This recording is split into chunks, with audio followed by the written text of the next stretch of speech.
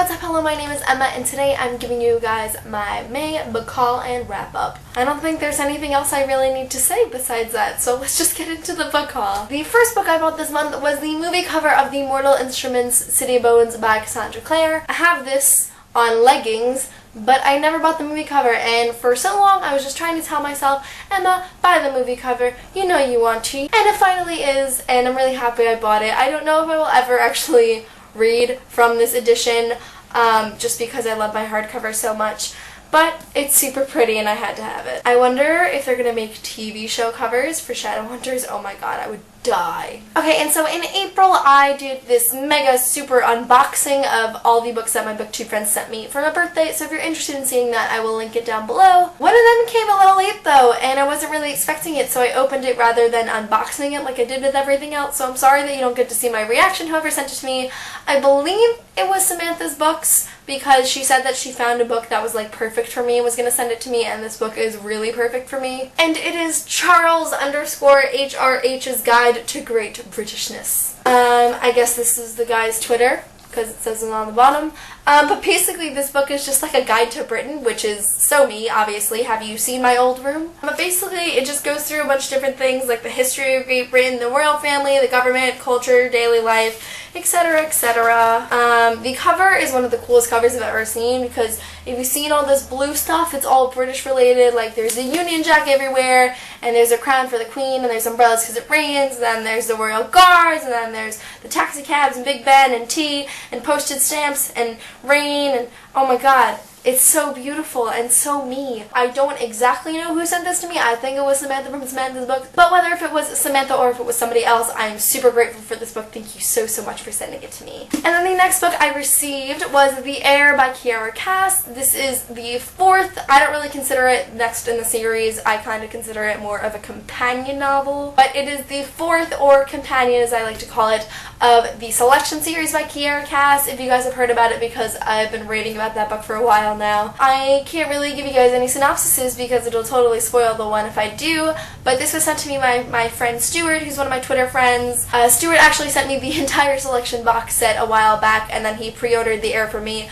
Totally wasn't expecting him to do any of that, but I'm super grateful that I have it now, so thank you so much, Stuart, for sending it to me. This cover is freaking gorgeous, and I haven't read it yet, but I know I'm going to soon. I've heard some mixed things about it because the main character is super snobby, but I can understand why.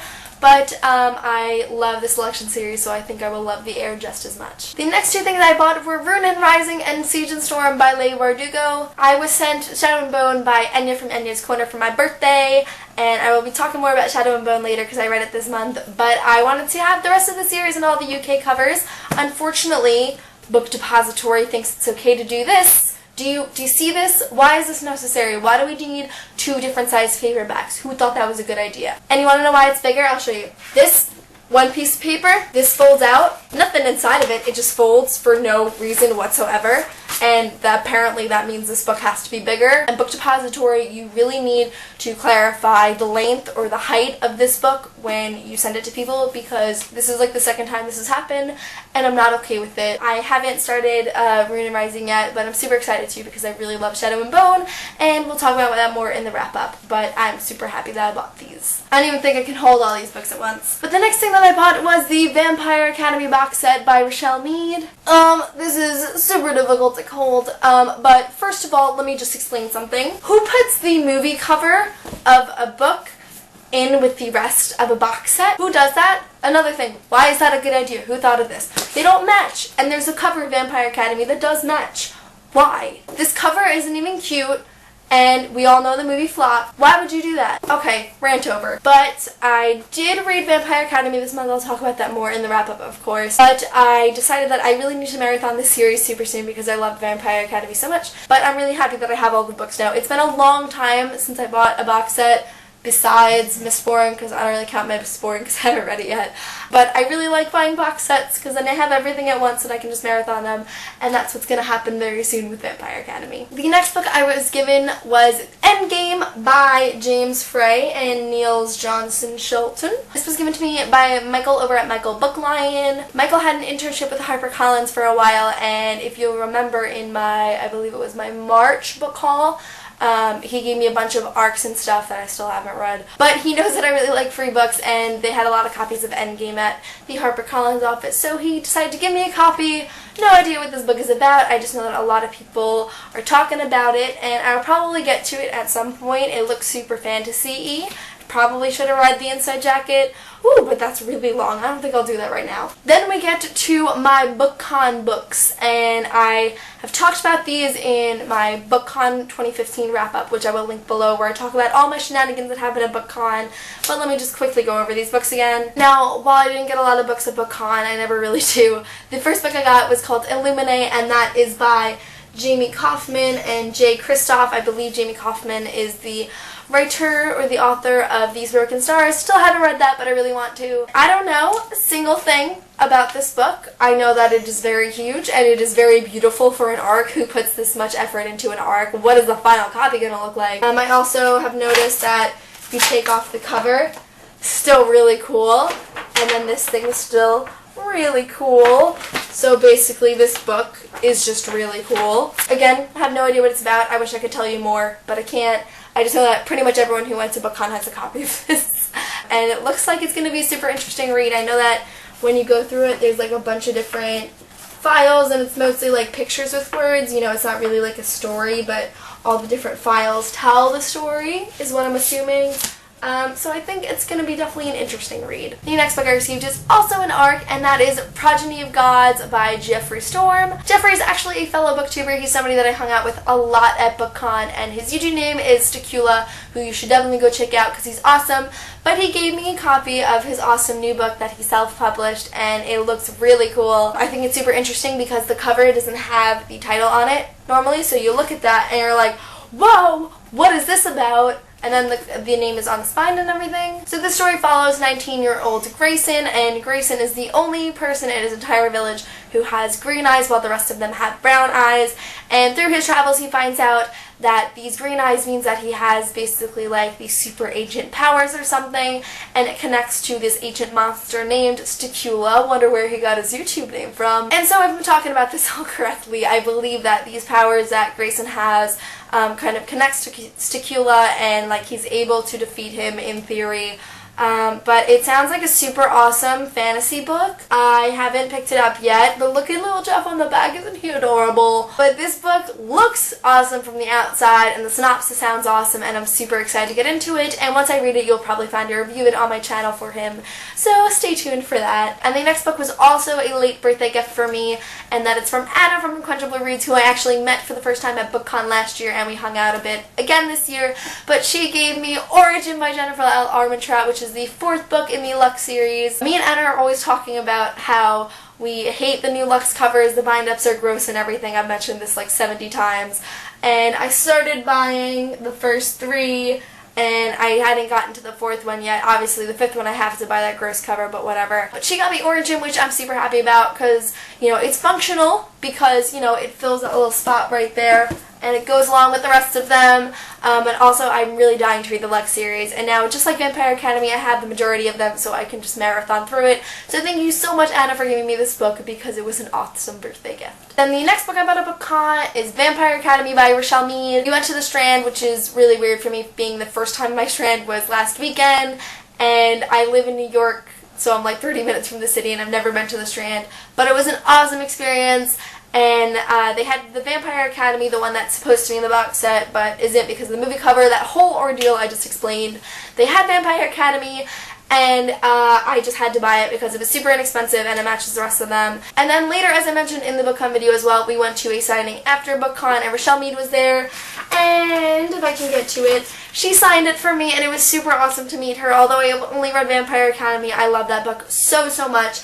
And Rochelle Mead is super sweet, and her dress was cute AF, and I'm super happy that I got it signed. And then the final book that I received this whole month, as well as my BookCon weekend, is An Ember in the Ashes by Sabat Tahir. I actually bought this at the bookstore where we went to the signing for Rochelle Mead because Sabat Tahir was there. So she signed this one as well, and she is just super sweet. I haven't read it yet. I felt really weird meeting an author whose books I haven't signed, but she's super cool and super funny, and I'm really excited to read An Ember in the Ashes, if for no other reason that the author is really cool. I'm just really not usually like super let me go get this book that everyone's talking about at BookTube. Like, there's certain books that I think are too overhyped, and this was one of them. But, it's got a movie deal, it's getting a sequel. I think it is a really promising story, so we'll have to see what I think of it when I read it. That's the book haul. Let's move on to the wrap-up. The first book I read this month was, as always, another Mortal Instruments book, City of Glass by Cassandra Clare. I'm reading the Mortal Instruments again over a 6-month period with the Mortal Read-Along, which is a group that I host. One book every month. We have a live show. The live show for City of Glass will be in the description below. But, again, love the Mortal Instruments series, 5 out of 5 stars every time. It's my 7th time reading City of Glass, and I like it the most that I've ever read it. I don't know what it is, just this time rereading it, I'm appreciating everything so much more. So, City of Glass definitely moved up on my ranking of the Mortal Instruments series. Then the next book I read was Shadow and Bone by Leigh Bardugo. I was really trying to read a lot of authors that were going to be at BookCon in May. I didn't read that many, but I was able to read Shadow and Bone, and I really loved this book. I gave it 5 out of 5 stars. I am not a high fantasy person at all. I've said this a million times. I've just accepted the fact that it's not my favorite genre, but I really loved Shadow and Bone. I don't know what it is that made me like it more than others. It was really easy for me to fall for the characters and fall for the world, and I'm really looking forward to reading more of it. Then the book that I read after that is actually a novella, and that is the same series of novellas that I'm reading every month this year, and that is Tales from the Shadowhunter Academy by Cassandra Clare. This month's release was Nothing But Shadows. I have to say, out of all of the novellas so far, this one has been my favorite. I don't know if it's because one of the characters reminds me of Jace or what it was about this one, but I really, really enjoyed it. It's getting a little hard for me to get into these novellas because they're not specifically focused on the Mortal Instruments characters like I thought they would. Like, obviously, there's a big Mortal Instruments character that it's focused around, but a lot of the stories being told have to do with the Infernal Devices and the Last Hours. And as you guys probably know, that's not my favorite of the Shadowhunter Chronicles so far, but I really enjoyed Nothing But Shadows, and I'm super excited for next month's. Then I read, as I said before, Vampire Academy by Rochelle Mead. Really, really love Vampire Academy, absolutely 5 out of 5 stars. I feel like the writing was a little bit young for me, and had I read this when I was like 13, 14, 15, I would have been like Twilight obsessed with it, but I really, really loved it. I'm super excited for the rest of the books. I'm super excited that there are 6 more books, and then I believe Bloodlines, another series by Rochelle Mead, is connected to Vampire Academy, which is super exciting. But I really loved Vampire Academy. I read it like so quickly in like 2 days, and I don't know what it was about this book. Maybe it's just contemporary fantasy because that is my thing. Well, high fantasy isn't, but I really, really love Vampire Academy, and I'm super excited to see what's going to go down in the rest of the books because honestly, I have no idea. And the final book that I read this month was Ugly Love by Colleen Hoover, another author that was at BookCon. Unfortunately, I didn't get to meet any of these authors at BookCon except for Rochelle Mead and Saba Tahir. But Ugly Love, I gave 4 out of 5 stars. I really, really enjoyed this book. I just really don't like Miles whatsoever. I still don't like him at the end of the book, and I know so many people hate me for saying that, but I can't help it. 3 chapters of retribution don't make up for however many chapters, the majority of the book being a dick. So I don't like Miles, and that made a huge impact on my thoughts of this book. But I really loved it. I'm super looking forward to finishing reading the rest of Colleen Hoover's series, which will happen one day. I don't read a lot of new adult, but I was really able to connect with Ugly Love. It reminded me a lot of stuff that's happened in my own life, and I feel like that's giving me a good leeway into reading more new adult.